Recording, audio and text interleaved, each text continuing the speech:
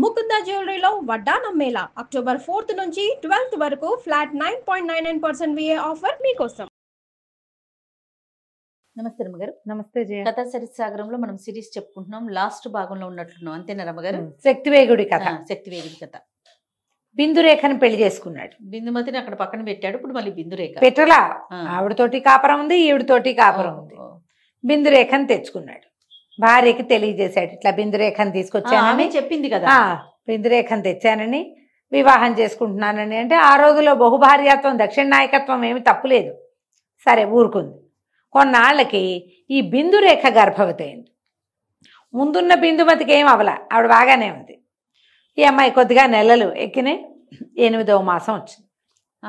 వచ్చేసరికల్లా బిందుమతి ఒకనాడు భర్తను పిలిచి, ఓ వీరుడా, నువ్వు ఒప్పుకున్నావు, నీ జ్ఞాపకం ఉంటుంటుంది, నీ భార్య ఇప్పుడు గర్భవతి, ఆమెకి 8వ మాసం వచ్చింది. నువ్వు గర్భవిచ్ఛత్తి చేసి గర్భం చీరి ఆమె గర్భంలోని పిండాన్ని తీసుకురావాలి నాకు. అనేసరికి ఏం చేయాలో తెలియలే. ఆ రోజున అప్పటికి చూద్దాంలే అనిపించింది. తీరా చూస్తే ఇప్పుడు లక్షణంగా ఉన్న భార్య గర్భవతి, సంతానేచ్ఛ ఎవరికైనా ఉంటుంది. ఆమె మీద ప్రీతిగాను ఉంది, ఈమె మీద ప్రతిజ్ఞ చేసాం, ఒప్పుకున్నాంగా. సరే ఏం చేస్తాడు?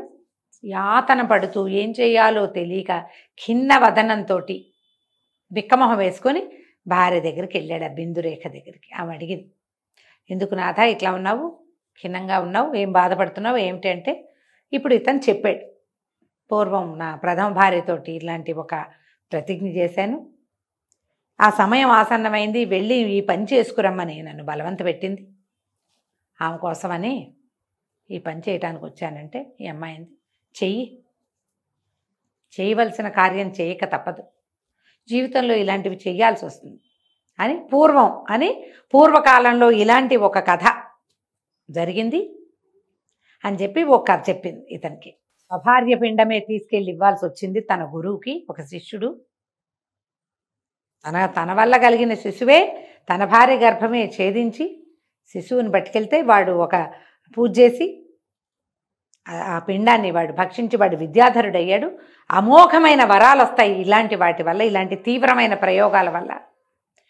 ఏ తీవ్ర ప్రయోగం కోసం నీ భార్య ఇది అడిగిందో నిస్సందేహంగా నువ్వేం చేయదలుచుకున్నావో అది చెయ్యి, నువ్వేం భయపడద్దు. చేతులు ఉనికిపోతున్నాయి ఇతనికి, ఏం చేయాలో తెలియలే. భార్య ఎంకరేజ్ చేస్తోంది, ఈ కడుపుతో ఉన్న అమ్మాయే చెయ్యి పర్వాలేదంట.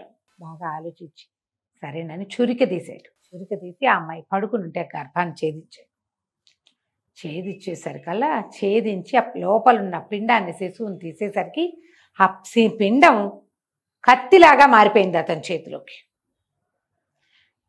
శిశువు మృత కాదు, జీవించున్నదే. అది 8వ నెల వచ్చింది కదా. పట్టుకునేసరికల్లా ఖడ్గం కింద మారిపోయింది. ఎప్పుడైతే ఖడ్గం కింద మారిందో ఇతనికి, అతను మామూలుగా ఉండేవాడు బ్రాహ్మణ యువకుడు, మానవ శరీరాల ధర్మం వేరు, విద్యాధరుడైపోయాడు మరుక్షణం. అతను అయిపోవటం ఏమిటి, కాళ్ళు నేల మీద ఆనలా. అతనికి తనలో వచ్చిన మార్పు అతనికి తెలిసిపోయింది, జుట్టు పెరగటము తెలిసిపోయింది. అప్పుడు ఈ గర్భం ఛేదించబడిందిగా, ఈ అమ్మాయి ప్రాణం వదిలేసింది. చూస్తూ ఉండగానే మాయమైపోయింది, లేదు ఇంకక్కడ. ఈ చేతిలోకి వచ్చిన కత్తిని చూసుకున్నాడు. అతనికి ఏం చేయాలో తెలియలే.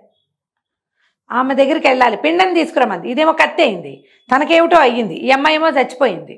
ఈ కత్తి పుచ్చుకుని బిందుమతి దగ్గరికి వెళ్ళాడు. ఎప్పుడైతే ఆ కత్తి ఇట్లా పట్టుకుందో వెంటనే ఈ బిందుమతి కూడా విద్యాధర స్త్రీగా మారిపోయింది. మారి ఏమన్నదంటే, శాపావసానం అయిపోయింది, మేము ముగ్గురం విద్యాధరపతి కుమార్తెలం, మా ముగ్గురికి శాపమే, ముని శాపం వల్ల మేము 3 చోట్ల పుట్టాం, మా 3 శరీరాలని నువ్వు అక్కడ చూసావు కనకపురిలో. అవును, మా అక్కయ్య ఒక్కటి తప్పించుకుంది, కనకప్రభ మాత్రమే తప్పించుకుంది. మిగిలిన వాళ్ళ ముగ్గురం కనకరేఖ, బిందుమతి, బిందురేఖ, మేము వాళ్ళు శశిమతి, శశిరేఖ ఇలాంటి పేర్లు ఉన్నాయి మాకు. మేము ఇలా భూమి మీద పుట్టవలసి వచ్చింది. పుట్టి ఎప్పుడైతే మా శాపావసానం అయిందో శరీరాలు వదిలిపెట్టి మా సొంత శరీరాలకు వెళ్ళిపోయాం. కనకరేఖ, నువ్వు ఎప్పుడైతే కనకపురిని చూసావో ఆమె మృతదేహాన్ని చూసొచ్చానని జీవించి ఉన్న ఆమెకి చెప్పంగానే ఆమె ప్రాణం వదిలేసి అక్కడికి వెళ్ళిపోయింది. నువ్వు గర్భాన్ని ఛేదించంగానే బిందురేఖ వెళ్ళిపోయింది. ఛేదించిన పిండం కత్తిగా మారి నన్ను నేను స్పర్శించిన తర్వాత నాకు కూడా అయిపోయింది, నువ్వు కూడా మాతో పాటు వాడివే. దీనివల్ల శాపం వల్ల మనం ఇట్లా జన్మించాం అని చెప్పి నేను వెళ్ళిపోతున్నాను. నువ్వు నీ ఖడ్గసిద్ధి వల్ల ఈ ఖడ్గం లభించింది నీకు, ఈ ఖడ్గసిద్ధితోటి నువ్వు కనకపురి చేరుకుంటావు, నీకు మాకు సంబంధం లేదు, నీ దారి నువ్వు రావాలి అని చెప్పి అమ్మాయి కాస్త వెళ్ళిపోయింది. చూస్తే అక్కడ ఆ భార్య చచ్చిపోయింది, ఇక్కడ ఈ భార్య చచ్చిపోయింది. ముందు భార్య ముందే పోయింది. సరే ఇతను మళ్ళీ ఈ ఖడ్గసిద్ధి అప్పుడు తెలుసుకున్నాడు తనకి ఒక శక్తి వచ్చిందని. లేకపోతే తన సంగతి తనకు తెలియలేదు అనుకో, వాడికి విద్యాధరుడైనా ప్రయోజనం లేదు. అవును. అప్పుడు తనని ఖడ్గాన్ని తలుచుకుని కనకపురికి వెళ్ళాలని కోరుకుని కనకపురి చేరాడు. చేరితే ఏముంది, ఆ పెద్ద మేడ, పెద్ద తోటలో ఆ బిల్డింగులు ఉన్నాయిగా వరుసగా భవనాలు, అక్కడికి వెళ్ళేసరికల్లా ముగ్గురు మంచాల మీద ఉన్న ముగ్గురు అమ్మాయిలు లేచి కూర్చుని ఉన్నారు. వీళ్ళతో పాటు ఆ కనకప్రభ కూడా చెల్లెళ్ళని ఎప్పటి నుంచో మిస్ అవుతుంది, ఆవిడ జీవించలేరుగా వాళ్ళు, ఒట్టి ఇవి ఉన్నాయి, డెడ్ బాడీసే ఉన్నాయి. అందరూ ఆనందంగా సంతోషంగా కౌగిలించుకున్నారు అక్కలు చెల్లెళ్ళు. ఇతను కూడా సంతోషంగా తమ దగ్గరికి తీసుకున్నారు. మా తండ్రిని కలుద్దాం మనం అని చెప్పి తండ్రి దగ్గరికి వెళ్ళారు. ఆయన అక్కడెక్కడో ఉంటాడు. ఈ నలుగురు ఆడపిల్లలతోటి శక్తిదేవుడు అక్కడికి, శక్తి దేవుడే అసలు ఒరిజినల్ పేరు. అక్కడికి వెళ్ళాక ఆయన ఈ మొత్తం జరిగిన సంగతి అంతా, వీళ్ళ శాపావసానం కూడా శక్తివేగుడి వల్లే కదా జరిగింది. దాంతో ఆయన ఎంతో సంతోషించి నలుగురు కుమార్తెల్ని ఈ శక్తిదేవుడికి ఇచ్చి వివాహం చేసి అతన్ని శక్తివేగుడు అనే విద్యాధర నామధేయాన్ని ఇచ్చాడు. ఇచ్చి అతనికి ఏం చెప్పాడంటే, ఈ విద్యాధర లోకానికి ప్రభువైన వాడు నరవాహన దత్తుడి పేరుతోటి వత్సరాజుకి భూలోకంలో జన్మిస్తాడు, రాబోయే కాలంలో జన్మిస్తాడు. అతన్ని సేవించండి, అతనికి అవసరమైనప్పుడు కనపడరండి, శిశువుగా జన్మించినప్పుడు చూసిరండి, తర్వాతే అతను మీకు విద్యాధర లోకానికి ప్రభువు కాబోతాడు అని చెప్పాడు. వత్సరాజుకి నరవాహన దత్తుడు జన్మించిన తర్వాత శిశువుగా ఉన్న నరవాహన దత్తుడిని చూడ్డానికి శక్తివేగుడు వచ్చాడు.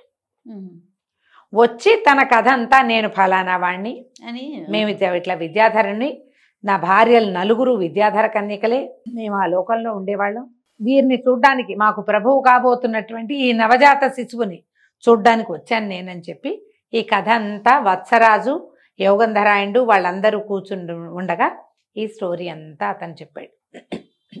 ఈ కొత్తగా పుట్టిన శిశువుని వత్సరాజు గారి కుమారుణ్ణి చూసి, అదే నరవాహన దత్తుడిని చూసి తన భార్యలతో సహా వెళ్ళిపోయాడు. కథ కంచికి మనం ఇంటికి. చాలా బాగుంది రమ్మ గారు, కానీ ట్విస్టుల మీద ట్విస్టులు చాలా ఇంట్రెస్టింగ్ గా వినాలి. అవును, ఎక్కడ కొంచెం మిస్ అయినా స్టోరీ అర్థం కాదు. చాలా బాగుందండి. నమస్తే. నమస్తే జయ.